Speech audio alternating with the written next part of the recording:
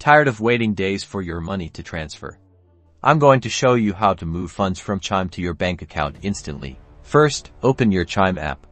Look for the Move Money option. It's typically located on the main screen. Tap on it. Now, you'll see several options. Select Transfer to Bank Account. This is where the magic happens. Make sure your bank account is already linked.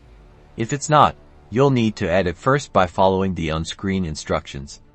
It usually involves verifying your account with micro deposits. Once linked, your bank info will appear here. Enter the amount you want to transfer. Be sure to double-check the amount to avoid any errors. Review the transfer details carefully. You'll see the amount, the destination bank account, and most importantly, confirmation that it's an instant transfer. Chime usually shows this clearly. Tap Transfer or Confirm Transfer to initiate the transfer. You should instantly see a confirmation screen indicating that the transfer has been initiated. Most of the time, you'll receive a push notification from your bank almost immediately confirming that the funds are available in your account. And that's it. Enjoy your instantly transferred funds.